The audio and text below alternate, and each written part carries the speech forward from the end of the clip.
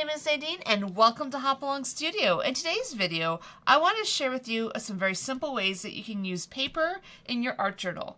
And there's a lot of different ways you can alter paper that you already have to add it to your art journal to have your own personal flair on it, but at the same time be able to alter it so it's really unique to the page that you want to do. So first of all, I'd like to talk about the paper I'm using today. A friend of mine recently started Faber Designs, and this is a paper company that she's designed and printed on her own. She has these beautiful buttons that do match the paper, and she's asked me to give this paper a try, to demo it for you and just to show you what you could do with it. So with this particular one, this is a Halloween based one, which is not something I usually do in my art journaling, but I really love some of these patterns. Like, this is a very versatile pattern that doesn't necessarily have to be a Halloween theme for it to work in your art journal. And I love the different pumpkins. I love anything fall related because that for me is one of my favorite times of year, and I love the beautiful colors and different ways you can use it in your journal. And these ones are just fun. These ones you could add them to bottles, which I believe she's already done in one of her Facebook lives. And I thought the bats were kind of fun as well.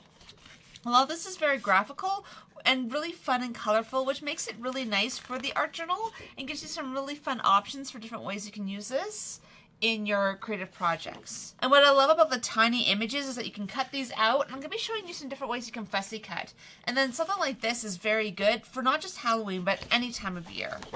And I love Jen for all the fun little puns that she makes. If you're really into puns or you want to have a lot of words in your art journal, that's a really fun one to do as well. And lastly, I love the little cauldron and the fun bubbles. She's also done some of these fun poisons along with her paper. So I'm going to show you a really simple way you can take graphical images like this and use them in your art journal. So I want to first talk about the art journal I'm using in today's project. I'm using my Dilutions journal. This classic journal actually has both the white, the black, and the craft paper in it. And if you haven't seen my video about art journaling, I've linked it below. So that might be a good resource if you're new to art journaling for the different journals you can use and things to look for when choosing your first journal. And so I have to decide which piece of paper here I want to use. So I decided to use the cauldron and the bubbles. I like this paper, but even more importantly, it kind of has those nice mid and darker greens to it, which is a great place to start. I don't want to start with super dark colors.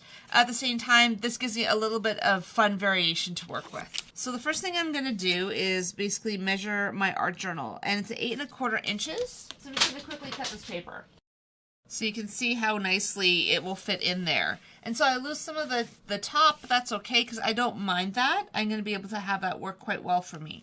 And because this journal has the corners, I'm going to basically add this with glue. And the reason I want to use glue for this is I haven't decided yet exactly what I'm going to add on top. I find that tape is great, except when you're running into wanting to add mediums and other things on top.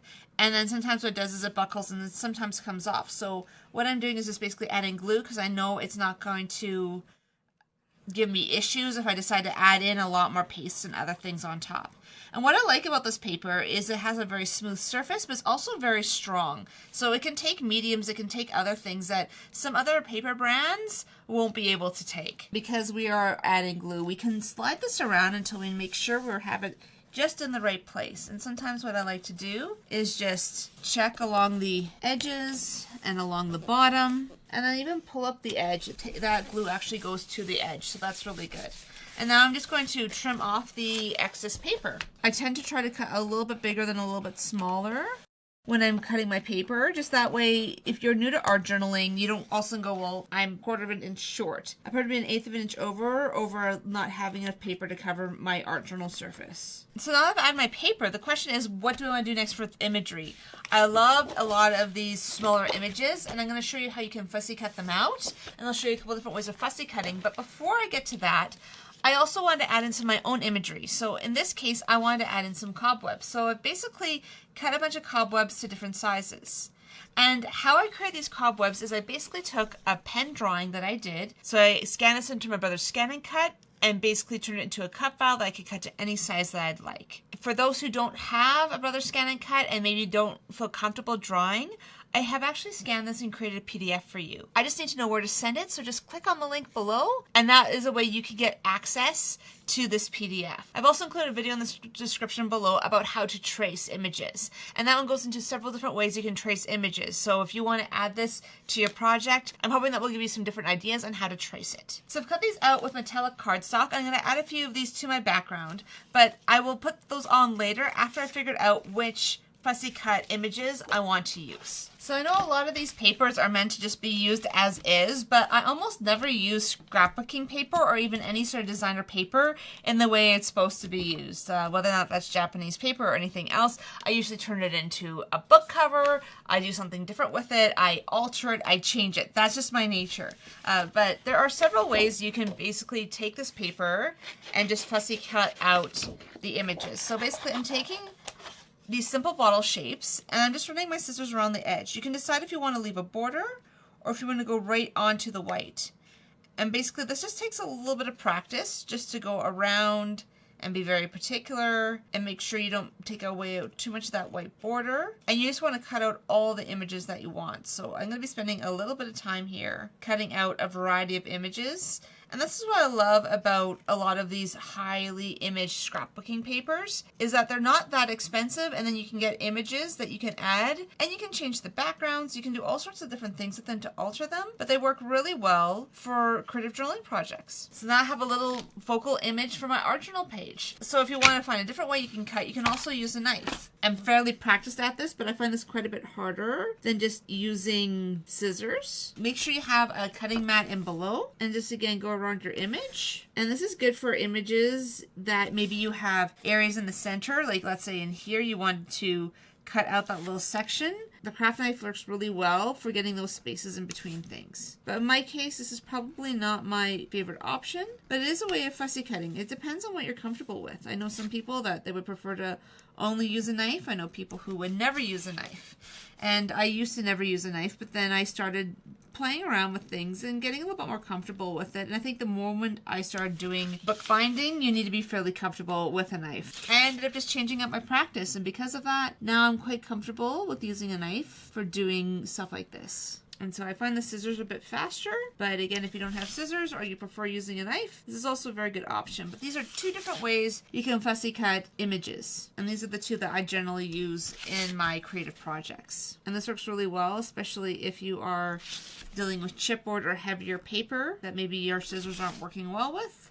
This is also a very good option. And so I'm going to continue on and just cut out all the images that I want to use on this project. So now I've cut out all of my shapes. So now you can see, now all you basically need to do is just add them to your page. I decided to tuck a few underneath because I want them to look like there are layers and groups of them over just individual ones. And so I like to leave them a little bit wonky. That gives a little bit more of a playful feel. I'm also going to use my really big spider web and a couple small ones just to tie those in. And I may put those down first and then maybe add these ones on top. Again, the more you connect things and you put things underneath, the more layers you notice and just the more depth you give to your piece. So when I saw this paper, I was thinking about fear and how fear can prevent us from growing in our lives. And if you are new to art journaling and creativity, and if this is one of your first projects, it can feel a little bit overwhelming to even start putting things down on your surface. And maybe you have a little bit of fear about maybe getting it wrong. Fear has held me back a lot in my creative journey. It's been something I've constantly had to conquer and try to move past and just recognize it for what it is. And I've really made a point to try not to fall into comparison, but to just see my work as my work. That's where I am and that's where I want to be. But fear is something that is part of a lot of our lives, and it can be hard to move past it. And it can be hard to just not let it rule our lives. So I've struggled for a long time with fear-based living, and more recently, in the last few years, I found Brene Brown. And with her work on shame and vulnerability, it's really helped me face my fears. Those fears of not feeling like you're being enough, maybe you're feeling invisible. We all have those fears, and it's important to name those fears. Name what scares you so you can address it and move past it. So my question for you today is, what do you fear? And this page for me is going to be a place where I can write down some of the things that I fear and how I'm going to move past it. I really like how cute this paper is, and I wanted to have just a fun feel to a little bit more of a serious topic of what do you fear? So I still have a lot of fears, and I plan to add them to this page. But I also want to add a quote, and it's one from Brene Brown's book, Daring Greatly. Numb the dark and you numb the light. The idea of how fear can make us numb to our feelings, both the good feelings and the bad feelings. By not willing to embrace our fear and the darkness in our lives, it also prevents the light from getting in. It can make us numb to the good as well as the bad. So what do you fear? On this page, you can mention your small fears or you can talk about the big ones. I have a few that I'll share with you right now. So I recently rented a studio space to do in-person art classes, and my fear is that no one will come, that my artwork won't be good enough, that people won't want to learn from me, and that maybe my passion for teaching isn't good enough. And so those are some of the fears that I'm struggling with right now. But what I've realized is that the more I embrace these fears and talk about them and go, I fear this, but then I think about all the good things that could happen from it, it just helps me embrace those fears and to hold on to hope and just press on and try anyways. So maybe your fear is something small or maybe something big. Maybe it's related to relationships you're going through right now. We fear a lot of different things. So what is your fear? Is it something that you're dealing with in a relationship or life right now? Is it the fear of stepping out in creativity? And if it is the fear of making mistakes in creativity, just give yourself the space in the room to create without judgment. So we're all on a path and all of our fears are different. And they may seem trivial, but I think it's really important that we write them down. Whether or not they're large or small, having a safe space in a journal to be able to talk about them, to just really embrace them and to move past them, it can make a huge difference in our lives. And having that place where there's no judgment. Maybe you're the only one who ever sees this journal, but I think it's really important that we take the time to just process our fears and be able to move past them. So if you've been following me a while, you know I never leave things as just basic shapes. I'm going to add in a few different things just to add a little bit more shimmer and interest to this page. The first thing I'm going to do is add a little bit of iridescent paint. This is an iridescent pearl paint. I'm going to use a stencil brush to add it to the page. And if I was being smart about this, I would have done this first before adding the images on top. But since that ship has sailed, I'm just going to add it on to the page. And I don't usually rub like that, but I'm doing it right now because I don't want it on too thick. I don't want to lose the entire cauldron shape. And the nice thing about this paper is because of the nature of the paper, if you get a little bit on the shapes, you can just use a baby wipe and just remove it off. And I wanted these to overlap a little bit more, so I'm just going to add in a little bit more paint. Come in with that baby wipe and then again remove any of the paint that I don't want on those images. And just be careful not to rub too hard. I just rubbed a little hard there and just discolored the surface a little bit. You just need to be gentle about this just so you don't ruin the paper. And if you want a little bit more on the edges here, just use your finger and just add it in. And that's just a way you can add it to the edges, add it to places, add that tiny bit of shimmer. And because I went a little bit crazy with that, I'm probably going to come in with a black pen and add in a little bit of that color. And so let's also add it in some of these spaces on the page. Add it to some of the bubbles. And it's going to be very subtle. And again, if you just rub with your finger like this, I usually use a paintbrush, but if you're not super familiar with how to use a paintbrush, this is not a bad way of doing things. You can always use your finger. Sometimes even when I'm painting on my canvases, sometimes I pull on my finger because I just find sometimes it's almost the better tool for getting some shading. I don't do that very often, but it does come in handy sometimes. And I think that just adds a little bit of fun to the page. And those iridescent paints, a bunch of different brands carry them. The ones I have are the golden ones, but you don't necessarily have to spend as much as the golden ones. I know Pabio, and there's some other brands that also have them. And they're just kind of fun just to add a little bit of that iridescent shine onto your pages. And that kind of helps the shine on the cobwebs not to stick out so much. Instead, there's other things that are a little bit shiny on the page. And this is not the last bit of shine that we're going to add. I'm going to be adding a little bit more before the end of this project. But this is just a little way of just adding in with your finger a little bit of shine to those bubbles. And even to the edge of those cobwebs. It's not a bad way of just adding in a little bit of edges and colors in there too. And so sometimes I like coming in with gelatos. These are Faber Castell gelatos. And they're really great for adding a little bit of color onto your surface. And just changing the color slightly. So these are very shimmery. I haven't used these ones in quite a while. So they're a little bit older, but they're probably more than 5 years old. But they're still working really, really well on the surface. And so you can add in a little shimmer to there. Add a little shimmer to some spots, like Cry of the Reaper I think is meant to be pen on like a perfume, and so I love that idea. And so the spot here that I got a little too much baby wipe on, now I can just add in a little bit of shimmer. And Faber Castell is a fantastic brand. They do all sorts of different art pens. I actually have a lot of their pencils and Pitt pens, and they work very nicely for my art projects. And because this paper is quite smooth, you can end up adding in a little bit of the gelato, and then in areas that maybe you went over top of, you just pull it off with the baby wipe and off you go. And if you're finding it's not moving very well, try adding just a little bit of water to your finger. In this case, because I had touched the baby wipe, now I'm finding the stuff is moving a lot better now that a tiny bit of water has been added to the surface. I also have a purple gelato. I don't own a lot of gelatos, but they are really nice for getting a little bit of shimmer onto your project and just changing the color a little bit. If you're like me and you love altering things, this is a really great way of just adding in a little bit of different color and just maybe adding in some shading and interest onto your art journal projects. A little easier on the big bottles over the small ones. And again, you don't have to do everywhere. You could just do a couple spots and that can be enough. And then if you want these to feel a little bit more grounded, which I usually like to do, I'm just adding a little bit of vintage photo along the bottom. That little bit of foreground that you're adding is going to add in just a little bit of grounding to this page. Again, it doesn't take much. If you like distressing things, this is also a great way of going about it. And I love how when you add the distress crayon, it does leave a tiny little bit of an edge there because you can't rub it all in just to the edge, and that kind of gives it a nice little border too, and I like that. I like anything that creates that little bit of contrast. And as you can see, I've kind of gone through and done this a couple times because that's the way to do it. Don't be worried about getting everything on in one layer. Add a little bit, see how you like it. Add a little bit, see how you like it. And then from there, that's going to help you feel a lot more confident about the color choices that you've made. And I want to try to give these a little bit more contrast too. So I'm just going to take a bit of this pine needles and I'm just going to add in a little bit of edges to that and then just use my finger to rub them out. And that's a nice way of just adding in a little bit of color and a little bit of interest to some of these edges. So you can see with what I do, I don't stick with just one thing. I don't just use art supplies. I don't use just craft supplies. I use a little bit of everything, and that's kind of the point, to try something different and kind of see what combinations I come up with and how can I alter the paper.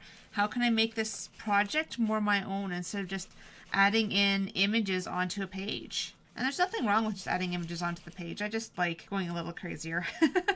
That's always been my nature. If you'll notice a lot of my videos, I tend to just test things and play with things and see what might come up from it. I really find that sometimes in art journaling, if you just put die cut images, they kind of almost seem stark to the rest of the page. So by adding in mediums and adding in some of the stuff, it all of a sudden makes it more cohesive. It makes it feel like you're tying things together that maybe don't always go together. But it's a really great way of just adding in shading and coloring, because even with this one now, the outside's darker, the inside's lighter, and I think that just adds in a little bit of fun interest onto the page. And because I've already glued those down nice and tight, I don't have to worry about the edges coming up on these different pieces. And I'm just going to add a little bit out here, and I'm going to touch my baby white, and then I'm going to blend it out a bit more, because I don't want that to look like a super stark line. And because this paper is very smooth, you can actually get away with just coloring on it and then just pulling it out. So because I removed some of these edges and I kind of lost a bit of that edge there, I'm just adding in some paint pen. In this case, I'm using my Posca paint pen. You can use pretty much any paint pen for this if you're interested in finding some inexpensive paint pens. I did do a video last week that I know was quite helpful for a lot of people for figuring out some less expensive options than Poscas, because Poscas are not the cheapest option. I do love how they look though. They're really great. So I tend to make sure I have at least a white black one, a few of the metallics that are my favorites, and then I usually supplement them with a variety of less expensive paint pens. So if you'd like to see that paint pen video, I have linked it below so that you can view it as well. And so you can see I'm just adding in edges. And again, this is the beauty of paint pen, is you can just add it on top of pretty much anything and it looks great.